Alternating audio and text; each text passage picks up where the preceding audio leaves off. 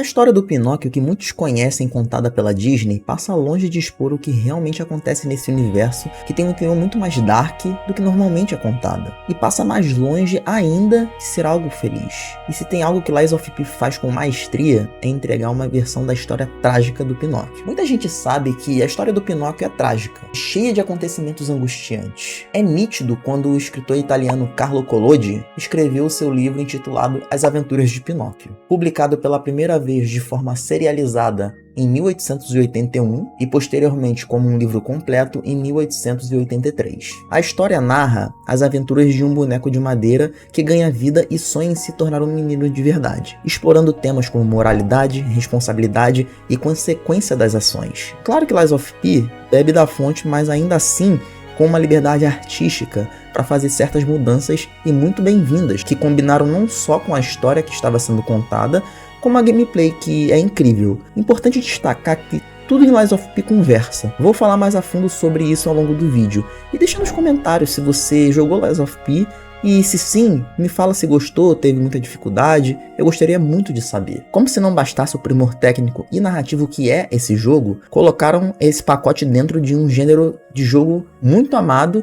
e que vem crescendo a cada ano que passa, Souls-like. Mas dá pra perceber que Lies of P foi concebido não só pra surfar nessa onda de jogos Souls-like, que vem se tornando um gênero de jogo comum no mercado. Pelo contrário, ao meu ver, não enxergaria esse jogo se fosse de alguma outra forma, com mecânicas que funcionam em harmonia com um jogo que dificilmente combinaria com outro tipo. Falando em gêneros de jogos, eu fiz um vídeo falando sobre todos os gêneros de jogos que existem, ou pelo menos os que eu encontrei. Vou deixar aqui na descrição para você ver assim que acabar esse vídeo. Saber contar uma história não é algo fácil. Ela precisa ter algo que prenda, ter uma boa trama, bons personagens e principalmente as motivações por trás das ações deles. É o que dá a vida a uma obra de ficção. E esse jogo sabe o que está fazendo. Uma narrativa que entrega usando tudo que um jogo pode oferecer para contar uma história, fazendo uso de textos, cenários, as próprias motivações de cada personagem, armas e a estrela principal de um Souls-like,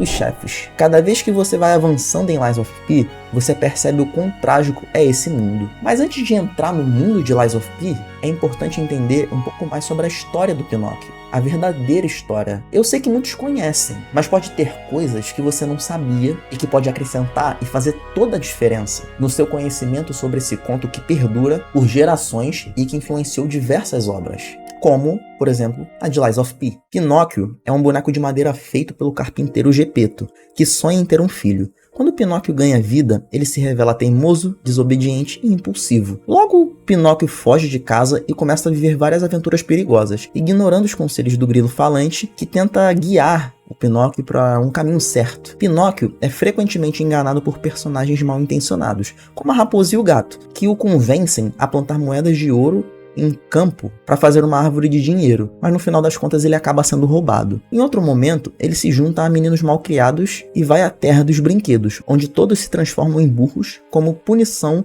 por sua preguiça e desobediência. Uma das partes mais sombrias da história é quando Pinóquio, após ignorar completamente os conselhos do grilo falante, ele mata o grilo com uma martelada, embora o grilo retorne mais tarde como uma espécie de fantasma ou visão. Eventualmente, Pinóquio é capturado por um pescador verde que quer fritar o Pinóquio, e mais tarde ele acaba sendo engolido por uma baleia junto com Geppetto. Ao longo de suas aventuras, Pinóquio enfrenta as consequências de suas ações de forma dura e dolorosa. No final, ele aprende a lição, se redime e com isso a Fada Azul o transforma em um menino de verdade como recompensa por ter finalmente se tornado uma pessoa boa e responsável. Com esse breve contexto da história do Pinóquio, essa em questão para não confundir, a original que deu origem a todas as adaptações feitas depois, deu para ter uma noção da densidade da história. Claro que aqui eu fiz um resumo para eu não me estender muito, porque eu ainda vou falar do jogo, que tem uma versão muito mais indo para essa vertente, e incluindo ainda mais acontecimentos sombrios do início ao fim. E essa liberdade criativa para contar a história de Lies of P é importante para a trama ter um sentido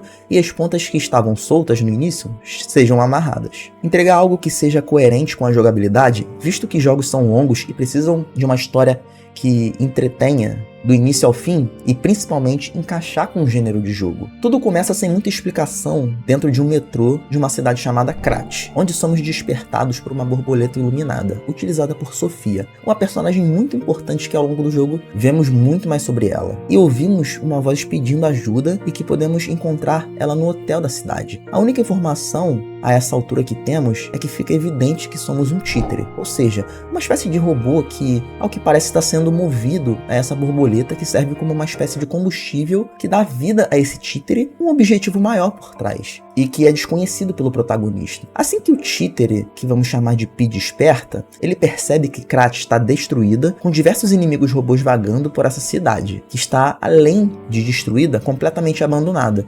Mais adiante, encontramos um títere gigante, que era utilizado em apresentações, sendo o primeiro chefe do jogo, que está completamente alterado, falando uma língua que não tem como entender. Chegando no hotel, que só pode entrar se for humano, ou seja, teríamos que mentir. Mas uma coisa importante que foi dita no jogo é que uma das regras dos títeres é que eles não poderiam mentir. Só que Pi, sendo um títere diferente dos outros, ele tem essa capacidade e mente dizendo que é um humano para poder entrar no hotel. Logo que entramos, conhecemos Sofia, que é a personagem que vai nos guiar durante todo o jogo, além de ser por ela que evoluímos o personagem. Nessa primeira conversa, ela pede para procurarmos por Geppetto, esse o nome mais conhecido para quem sabe da história do Pinóquio. Nesse universo, ele é um dos criadores dos títeres e do personagem principal, falando que a gente precisa encontrar por ele para termos mais respostas. E a essa altura, existem muitas dúvidas para serem tiradas. Dentro do hotel, ainda encontramos alguns personagens, como o Poledina, que é o recepcionista do hotel, e é um títere que trabalha no hotel, explicando para Pi um pouco sobre as regras dos títeres. Temos a Antônia, que é a dona do hotel, e ela está com o rosto petrificado, ou seja, ela está sofrendo com a doença da petrificação,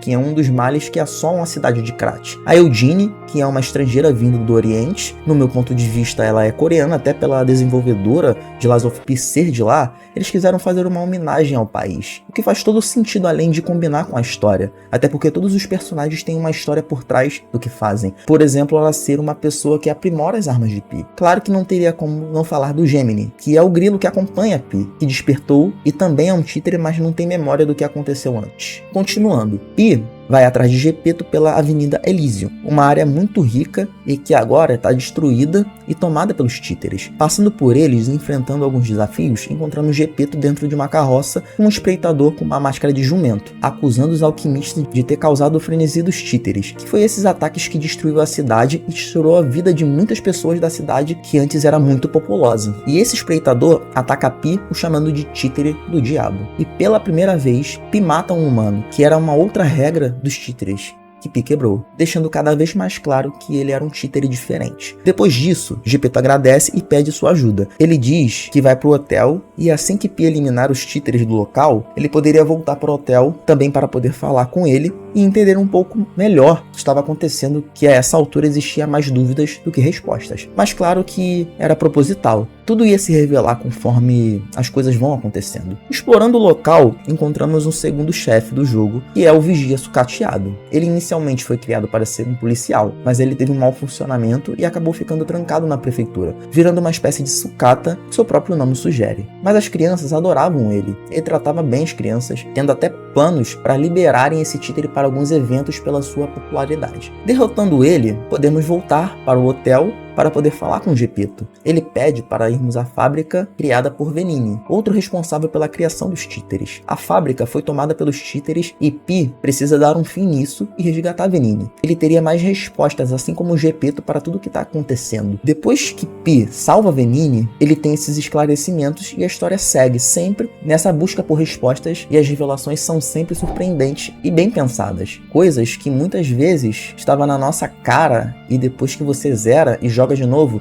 você percebe que a resposta para tudo que estava acontecendo sempre esteve ali. Eu não quero me estender na história, porque no meu ponto de vista, ela deveria ser vista jogando. É uma experiência que vale a pena. Superar cada desafio para poder ter as respostas que estão sendo procuradas. É uma sensação que só um jogo com uma boa narrativa pode te entregar. Falando em narrativa, ou seja, a forma como a história é contada, quero falar um pouco disso e que em Lies of P é muito bem integrado com o que esse jogo é capaz de entregar. E as possibilidades para isso são maiores em relação aos outros tipos de mídia. Normalmente, quando pensamos na narrativa de um jogo, principalmente para quem está acostumado a jogar videogame, algumas coisas vêm em mente, como arquivos de textos enriquecendo um pouco mais da obra, descrição de itens que têm uma história por trás, NPCs que dão vida e acrescentam a história do jogo, os cenários sem dizer nada contam algo que aconteceu ali antes e assim por diante. Agora em Lies of P, além de ter essas características que são sempre bem-vindas em qualquer jogo, se feitas com carinho, vai além. Existe uma história por trás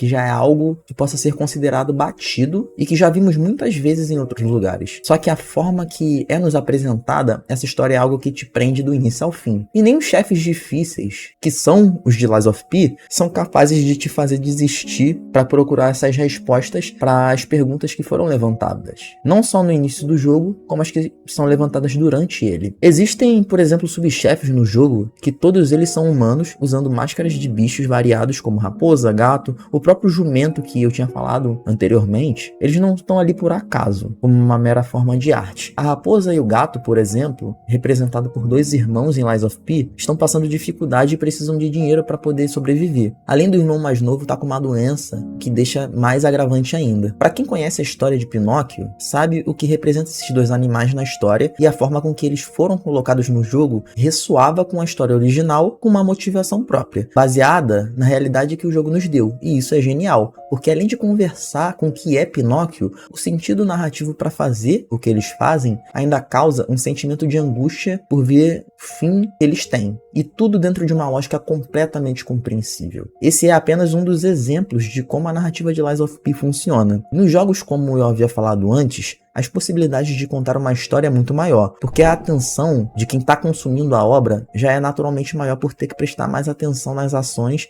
e, por consequência, na história e tudo que acontece nela. E Lies of P faz uso disso com um primor muito grande, aproveitando o gênero Souls-like de forma a melhorar ainda mais a forma que a desenvolvedora quis contar essa história tão conhecida de uma forma única. Eu queria separar esse momento do vídeo para falar o que eu enxerguei nesse jogo e a mensagem que ele queria passar. Afinal de contas, tem certas obras que têm uma mensagem forte e impactante por trás.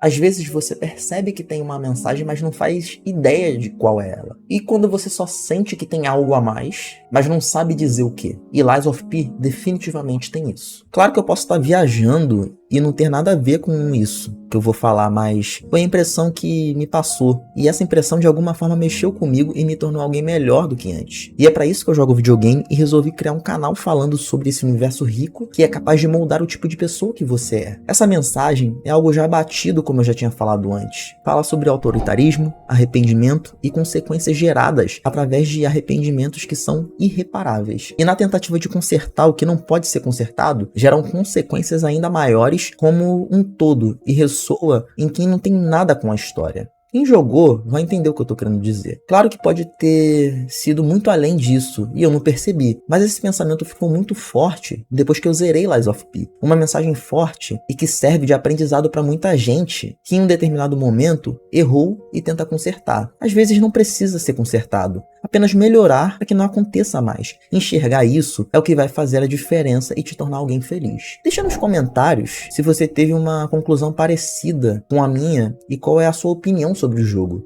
Gostaria muito de saber. Eu vejo essa troca como algo muito importante, não só para o desenvolvimento do canal, como o meu, não só como pessoa, mas também como produtor de conteúdo. Se você gostou do vídeo, deixa o like para ajudar no crescimento do canal. Se inscreva para não perder os próximos vídeos. Se você quer me ajudar ainda mais, tem uns links na descrição que você pode. Por exemplo, comprar um jogo na Amazon. Tem um link que você faz isso e ainda me ajuda sem nenhum custo adicional. E caso esteja procurando comprar um console novo, dá uma olhadinha na lojinha Mr. Splice. Lá eu separei os consoles nos melhores preços e na loja mais confiável. Eu sou Mr. Splice e até o próximo vídeo. Valeu!